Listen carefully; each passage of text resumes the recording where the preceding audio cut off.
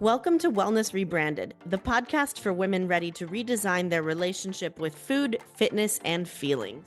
We are a registered dietitian, a personal trainer, and a mental health therapist. 3 experts, 1 mission. To help you break free from diet culture, hustle culture, and emotional burnout, let's redefine what wellness really means on your terms. As a mom, you know how much it means when your daughter truly believes in herself. When she's brave enough to raise her hand, speak up, share her ideas, and stand up for herself. That's the kind of confidence that every girl deserves. And that's exactly what I love about TCP Youth Empowerment. With caring mentors and leadership programs, they help girls pitch business plans, shine in math, lead projects, and discover the leader within. When a girl believes in herself, there is no limit to the future that she can create. Sponsor a girl right here in Anne Arundel County and give her the keys to believing in herself by texting TCP to 44-321 or visiting tcpyouthempowerment.org. So, I don't know about you guys, but I definitely consider my friendships to be a huge part of my health and wellness puzzle. And Maria, you wanted to talk about friendships in midlife.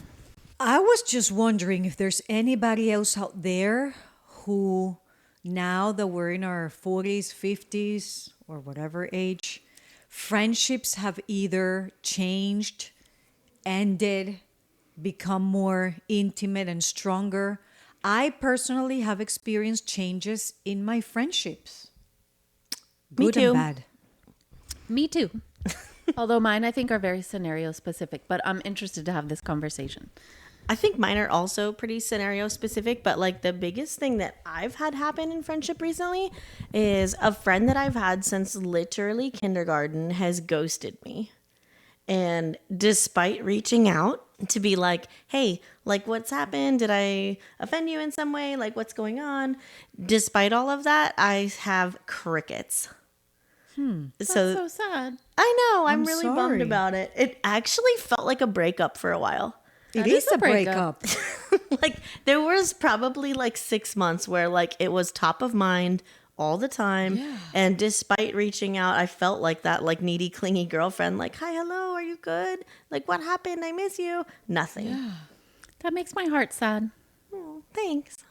You know what, Tara? This might not be that case, but I have found after 48 years of being in relationships with other humans, sometimes it's not about you. People are going through something in their lives and they don't know how to express it. And there are humans out there that rather end the communication because they don't know how to express what's going on without thinking that brings consequences too. Like the famous silence. Oh, I'm not going to bring that up thinking that it's just going to hide under the rug and nobody's going to notice that we didn't talk about it. And actually, the opposite is the effect of it because it creates these deeper wounds. Like, have you found people that it's really hard for them, for example, to say no to something? So then they say, yeah, I'll see you Saturday, and then they don't show up. That's me. No. I'm like that. Really? No, you're not. I have a hard time saying no to stuff. That's okay, but you don't say yes and because you couldn't say no and then don't show up, for example. I've met people like that. Oh, that's true. I will Hey. show up if I commit to it. But it also, I have found relationships where people say, I couldn't share with you what was happening in that moment because I knew you were going to give me like an honest feedback or you were going to worry so they cut the relationship and distanced themselves as a way to prevent having to get deeper into what's going on because they knew the relationship was that important. Yeah. I mean, I hope that's what happened to me. I'm not saying it's what, but I'm saying But I really humans think like that are out there. I think she just has like something going on in her personal life. And despite the fact that we've been besties for 40 years almost and have vacationed together and raised our kids together and like doing all the things together, like I just don't feel like she wants to share. So she's just cutting me out, which is her right.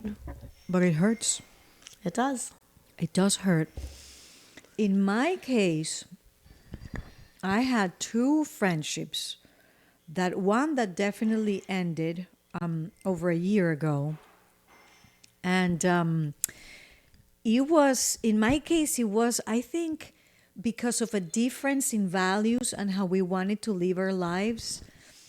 And it came to a point where it wasn't a good match. As much as it hurt to end the relationship, it came to a point where we realized that we were not on the same page on how we wanted to take this friendship, on the importance that we had for this friendship.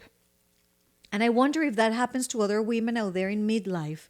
You get to a point where you're more clear about what you want, what you can accept and what you cannot, what kind of things really drain your energy, what kind of things you want to be more exposed to because they're good for you.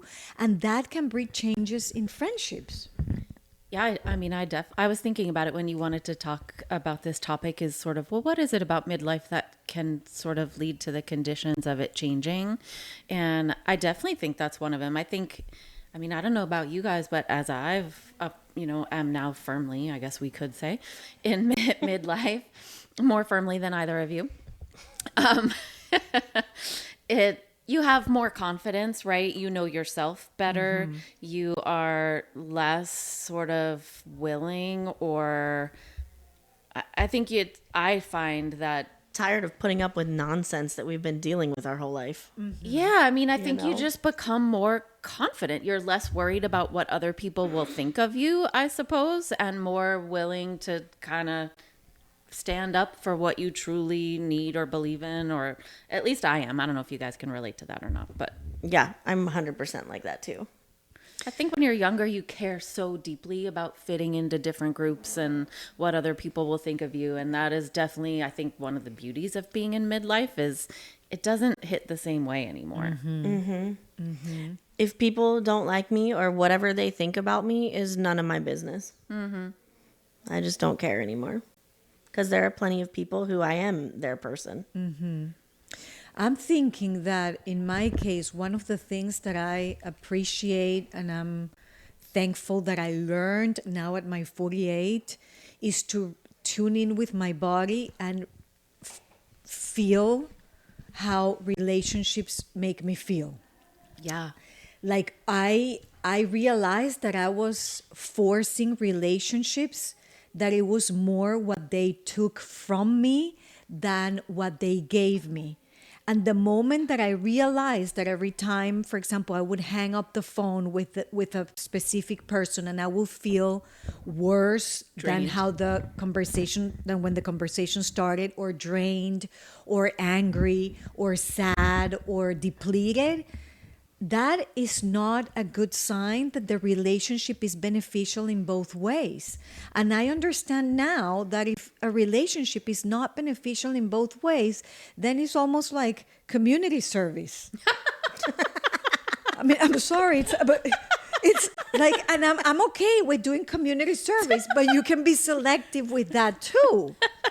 So my mom experiences that. She has this like really fun core group of women, and they travel a lot together. And a couple of them like can't lift their own suitcases into the trunk of the car or to the overhead bins or whatever. And my mom told me a few months ago, she was like, I am done traveling with so-and-so because I am tired of being her like gopher. And I was like, dang, Mom, you're just going to cut your friend out because she's not quite strong enough to keep up with you? And she was just like, I'm done. I am not the porter. Did you say this is a great opportunity to make a referral to your favorite personal trainer? That's exactly what I said. And she was like, no. No. Oh, geez. Thanks for the support, Mom. I like told her, I was like, she'd fit into your women in the weight room class like really well. And she was like, oh, no. So I guess they're not that close of friends. But here's a good point that you bring up, Tara.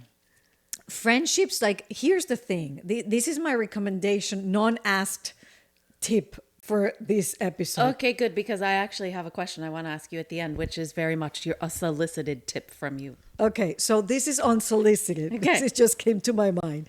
Relationships don't have to end right off the bat. They can be redesigned, right? Before you end the relationship, try redesigning. Like, hey, Elizabeth, I've noticed that every time you and I get together, you make a comment about whatever that is, that it hurts me, doesn't make me feel good.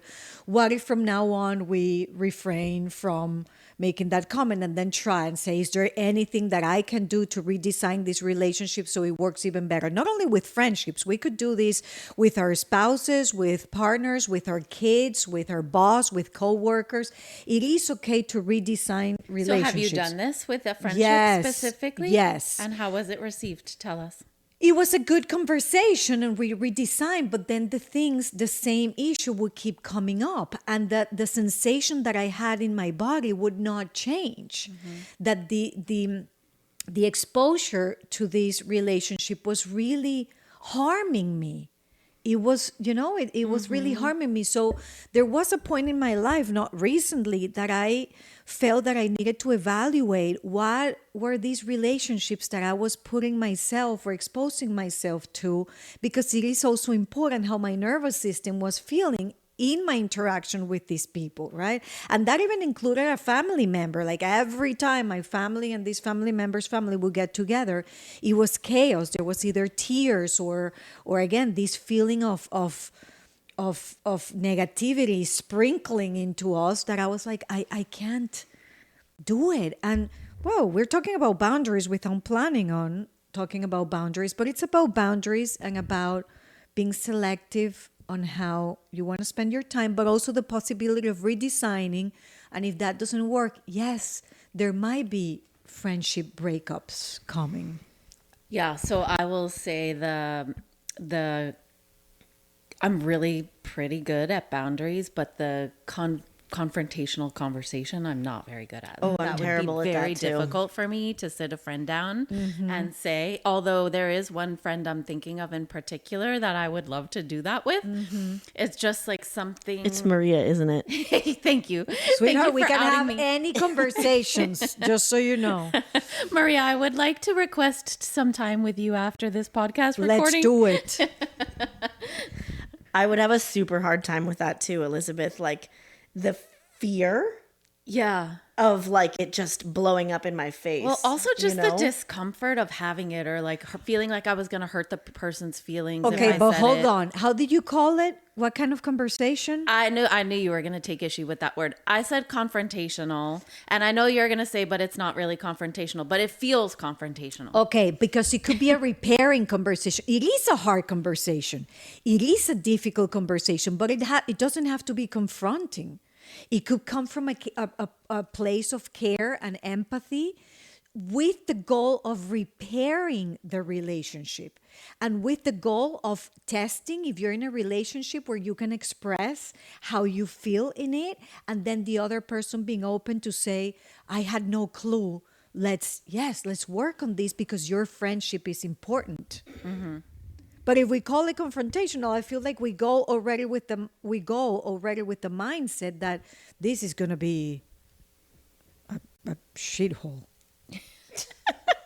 She says with a serious look in her eyes. So it is important. Let me give you an example. Okay. This confrontational conversation that you call it, I had it with two friends. With one of them, it was in a restaurant, and it was three of us having dinner. And this friend started talking about this issue that she has been sharing with us for a while. When I'm telling a while, it could be 3 years talking about the same topic, and us giving advice that maybe was not followed, which is fine. That doesn't mean that if I give advice, you have to follow it. But at that point, I said, from a place of care, but also from a place of frustration, I said, we've been talking about this for years. The issue is still there. And when we talk about this, it takes a toll on me because I worry about you, and I see that you have this issue that doesn't change because nothing really is being done to solve this issue. And I need you to know that when you talk about this almost every time we see each other, it has an impact on us, your friends, and it makes the friendship focus on all these negative things that happens all the time. So then it's natural that we feel this drain every time we send a text message to each other. Hey, let's have dinner. Then in the bottom of my heart, I'm like, oh, here we go. We're going to listen to this complaint again. So I had this conversation. It was hard. It is was hard. hard. The moment was really awkward. I felt terrible when I came home. I tear up with my husband and I said I had this conversation. It hurt to have it, but I needed to have it. 3 days go by and this friend calls me and say, Maria, let's talk about it. I'm like, I know, let's talk about it. I'm so sorry. I that's what I wanted to say. Maybe it didn't come out in the best way. And she's like, no, but we needed to have this conversation and I'm thankful.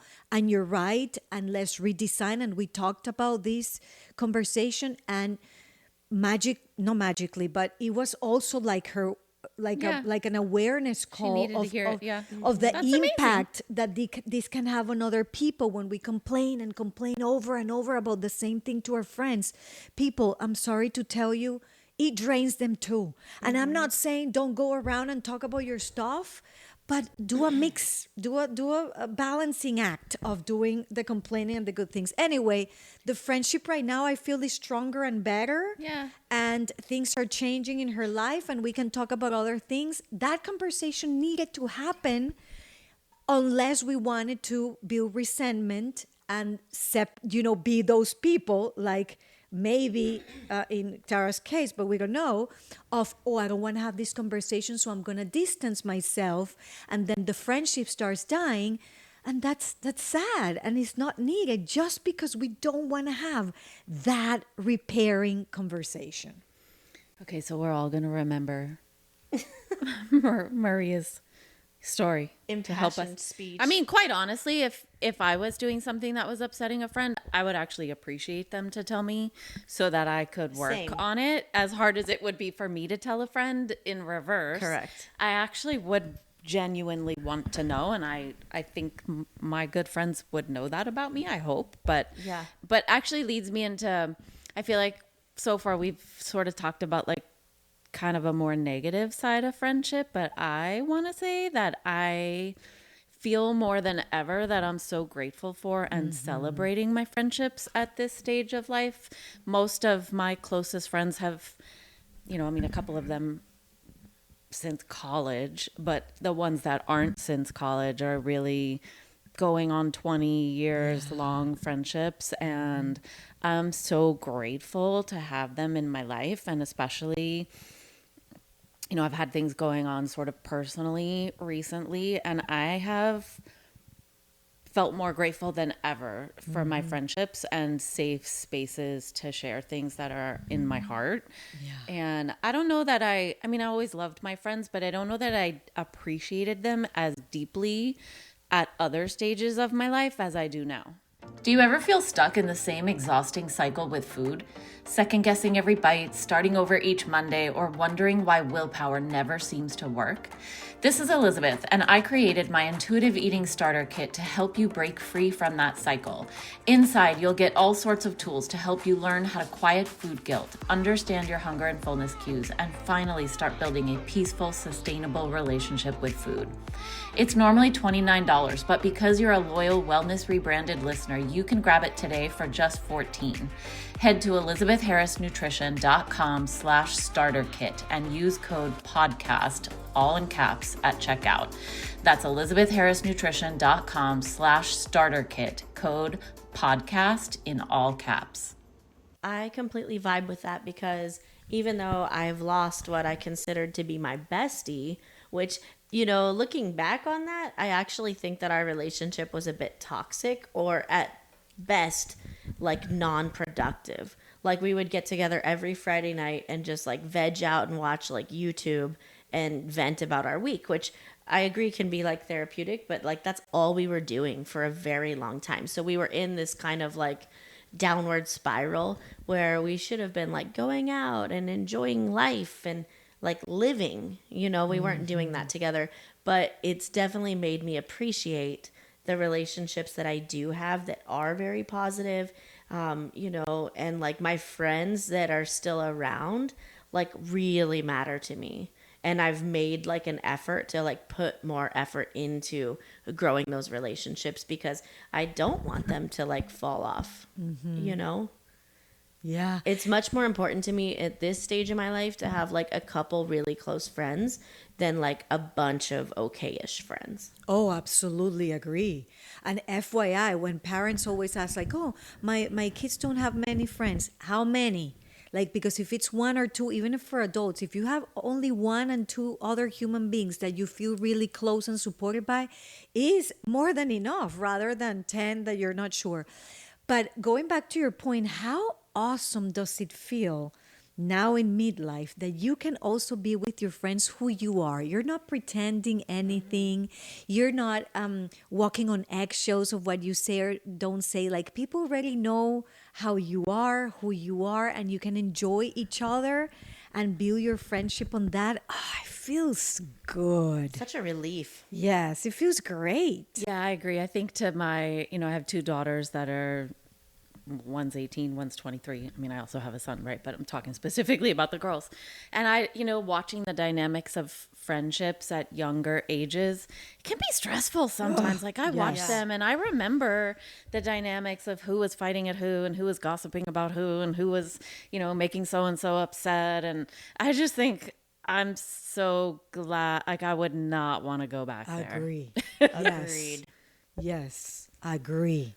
It feels more natural and flowy now, And just without easy. without the worry that anything you do might end that relationship. Now they're sturdy. Hopefully, we have friends right now that if you mess up or you do something, it's like, and what's up with Maria today? That's not usually how she is. Let's check in, and then there has to be something really, really, really bad to break that friendship because you've been building it for so long, right? Yeah, I agree. Me too. So I'm curious, you listeners out there, what changes have you noticed in your friendships, for better or for worse, when you're in midlife? All the changes that we experience personally, how do they affect our friendships or they impact positively and maybe negatively our friendships with all the changes that we are experiencing as women through this journey? I'm also wondering how it relates to your wellness and your health journey, right? Like I think about, first of all, just the relationships that I have with my friends and kind of having safe, trusted places to share things and opportunities to kind of celebrate things and commiserate and all of the things. But also my friends are also a big part of my health journey in other ways. Like I get together with them and go for walks all the time, right? We often try to find things to do that support our health and wellness. And I once took a hip hop class with one of my friends. It was Maria. You're so silly. She's looking at me like, you did? No, it took me a minute. I'm like, wait, this sounds familiar. I once went to Zumba with a couple of my friends. And it feels good, right? It's way did. better than a hip hop class knowing nobody. Agreed. One of the last classes I took in my master's program was the mind-body connection through the lifespan. And two things have stuck with me from that class for all these years since. The first one was just the impact, how significant the impact of stress is, that it literally impacts every single organ. Chronic stress can negatively impact every single organ system in your body, even your skeletal system, which was just a shocker to me at the time. But the second thing that stuck with me was the danger and the health detriment of loneliness. Oh, yeah. Yes. And Yes. how just really terrible it can be for your health. And as I'm saying that out loud, I'm thinking you can have friendships and somehow still feel lonely, right? If they're not genuine totally. Correct. connection. And not only physical loneliness, there's also emotional loneliness. You can be surrounded by people that you're not connecting with and still feel that you cannot share your emotions with them or not feel supported with when you express your emotions. And that's detrimental too. There are studies out there that support exactly what you're saying. They're saying what is making people live so long in this like little town in Italy, I Yeah, the believe it blue is. zones. And it says that it thought it was like the Community. physical exercise because they walk everywhere. No, it's the food because they, eat healthier and that kind of stuff is no, it was the sense of community. It was how they get it with each other to have a meal together, how they the company that they provide to each other. Interesting. This is one of the reasons I love working with groups at the gym, because not only are you more likely to stick with your program if you have other people that are depending on you, but like my senior women in the weight room group have like formed this bond where like they travel together, they do luncheons from time to time, like And they can carry their own darn bags, I bet. they certainly can. But like it's important to have the support. Like throughout my years of coaching them, like several of them have lost husbands, several of them have lost close friends, and like they just keep on keeping on because of the support they have from their other friends. That's amazing. Well, that's why support groups, when we're talking about mental health, are so key in sometimes in recovery and healing for people, because it's that sense of being in a group with people with similar situations and being able to talk about it and being understood and heard. I want to acknowledge and validate for a minute that is also sometimes even expected that as we move on in our lives and we evolve in different areas, because we do more personal work, because maybe we go to therapy, because maybe we go to a support group, because maybe we've learned so many things, that brings differences with your friendships, because that puts you like at a different level of self-awareness that sometimes can bring that gap between you and somebody else. And that could be another reason why friendships might change if you've been doing a lot of personal work, right? Or family members or whatever that is. So just there. I heard it said sometime, I can't remember exactly where, but it's a quote that stuck with me, that some people are in your life for a reason, some people are in your life for a season, and some people are there for life. And I just have always thought about that as sort of a good way to frame friendships too, right? Like, yeah, that is true. Yeah. and it is true. And I was telling my teenager last night, actually, she was telling me like, Mom, I don't have one friend, she says, that is exactly like me, like is so similar to me and I can do everything with her. And I was like, sweetheart, and I'm not sure you will. Yeah. I also think friends have different purposes, if we call it that Yes. way. You can have the friend, like right now I have the friend that I would call if I'm in the ER with a medical problem. I have the friend that I will call for that. That's not the same friend if I'm having a really big fight with my husband and I need emotional support. Neither is the same friend if I want to go to a bar, which I don't go to, and dance all night. That I do, but not at a bar. Then it will be a different friend. So I think it's I'm okay. pretty sure I'm not on that list. I hope The I'm what? on that list. What list? The bar or the dancing? dancing The list. dancing. The dancing. But I'm not your friend if you want to go, to a Damn, bar she- and drink all night, because She I don't looked drink. at me like dead in my eyes when she said, "I'm not your friend." Like she was staring into my Okay, soul. let Also, me I mean, look it at would the be wall. rather boring if your friends were exactly the same as you. Exactly. So I had that conversation, and it's good information to remember that not all your friends have to serve the same, or whatever the word is, purpose. I also think, like in your daughter's case, like she's lived a very short amount of life so far. I feel like I didn't truly develop like real friends until late in high school or even in college. And like I had friends through elementary school that I called like, oh, these are my friends. But like looking back on it, like we were more like acquaintances. That wasn't like a deep, meaningful friendship. However, I think that like as we grow and as we learn what we want out of a friendship, like they become much more sturdy. Yeah. And one more thing about midlife and friendships, what I love about my midlife and friendships, now I'm so open to go and make new friends, because I'm not afraid to maybe go to a party alone and show up and just come to a group of ladies and say, hey, I'm Maria, what's up? And like, I don't have a problem with That's that. my opening line too. Well, it's not, right? I'm 48. It's not what's up. Okay, ladies. Okay, let me rewind that. Hi, ladies. I'm Maria. Can I join the conversation? Whatever you cheesy, boring I people kind of like do. your what's up. Okay, what up? Stick with what's up.